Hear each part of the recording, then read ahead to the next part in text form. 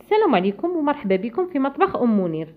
اليوم جيتكم بطريقة رائعة لعمل جبن منزلي بالأعشاب كيما اللي نشروه من برا اكزاكتومون، نفس البنة ونفس القوام. شوفوا كي يجي داير جبن كريمي، وتقدروا تنكهوه بالنكهة اللي راكم باغينها. بقوا معايا اخواتي حتى لاخر الفيديو باش تكتشفوا طريقة عمل هذا الجبن الرائع اللي يدخل في تحضير عدة وصفات، مملحات وسلطات. نتمنى لكم فرجة ممتعة. كما راكم تشوفوا هنايا خواتاتي، ما كنتش مقرره اني نصور الفيديو، كنت رايحه نحضر عادي فلان لولادي. بعد ما جبت شكاره الحليب من الثلاجه لقيتها رايبه، قررت في اخر دقيقه اني نحول هذا الحليب الرايب او الفاسد نحوله الى جبن بالاعشاب، جبن للطلاء منزلي طبيعي رائع. قلت لي مالا نتقاسم معكم الفكره. هنايا عندي لتر من الحليب راه رايب، راح نضيف معاه كاس تاع البن هنا فقط لان البن راه متوفر عندي. اذا ما كانش متوفر عندكم البن عادي تستغنوا عليه. انا لان الحليب تاعي هنايا تاع الشكاره مبستر، يعني الدسم نسبه الدسم فيه قليله. كل ما كان الحليب دسم اكثر كل ما اعطاكم كميه اكبر من الجبن.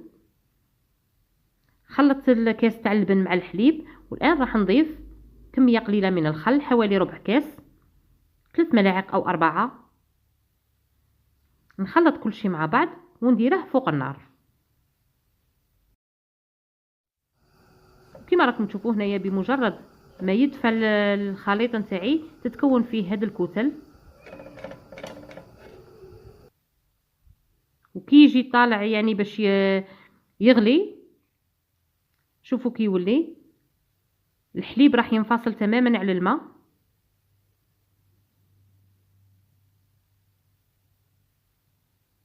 في هذه الأثناء راح نطفي عليه النار ونخليه يدفى شوية وينزل.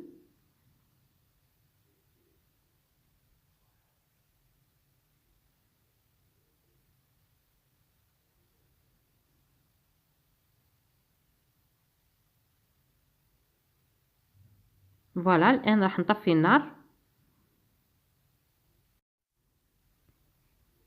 ها هي أخواتي الطبقة اللي تكونت عندي.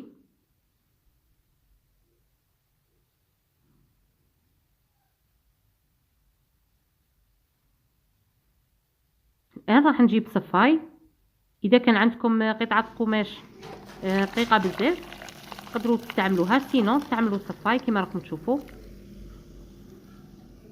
على هذا الشكل، وراح نخليه يكتر. هذا هو شكله بعد مرور 20 دقيقة.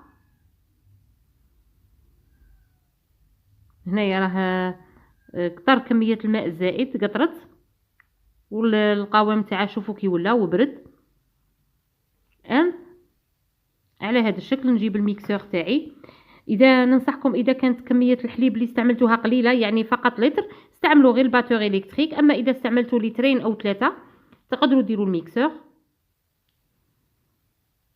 لان في هذه الحاله راح يغبنكم الميكسور، الخليط يجي قليل. نضيف رشه تاع الملح، وهنايا عندي 3 قطع من جبن المثلثات مع كميه حوالي ملعقه اكل من الزعتر. تقدروا ماكمش مقيدين بالزعتر، تستعملوا اي عشبه تكونوا تبغوا النكهه تاعها. تقدروا تستعملوا زعتره، تستعملوا ثوم، تستعملوا معدنوس، تستعملوا اكليل الجبل اللي هو لو غوماغان بالعاميه نتاعنا نقولوا له اليزير. اذا كان عندكم ثوم بودره تستعملوا، سينون استعملوا سنه واحده تاع الثوم. وهنايا ضفت حوالي ربع كاس من الزيت، السعه تاع الكاس تاعي 220 مليلتر. وهنايا كميه قليله حوالي ربع كاس من مصل الحليب، يعني هذاك الماء تاع الحليب اللي كتر منه. نضيف كميه قليله ما نكترش ونشوف اذا خصني نزيد.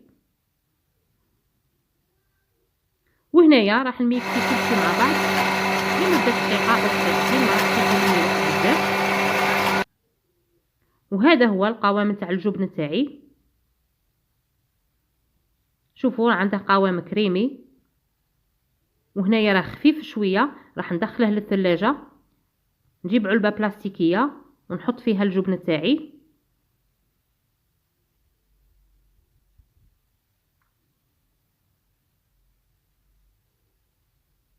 طريقه رائعه ومضمونه وناجحه. هذا الجبن يدخل في تحضير السلطات والمملحات، وراه جاي فصل الصيف الحليب يولي يفسد لكم. حضروا جبن تستفادوا به احسن من اللي ترموا الحليب. نغطي العلبه نتاعي وهنايا راح ندخلها للثلاجه حتى يتماسك القوام تاعها حوالي ساعتين او 3 ونعاود نرجع. وهنايا راني رجعت اخواتي بعد مرور ساعتين ونصف. جبت العلبه تاعي من الثلاجه، شوفوا القوام تاعها. هنا القوام راه تغير كي برد الجبن ولا اكثر كثافه.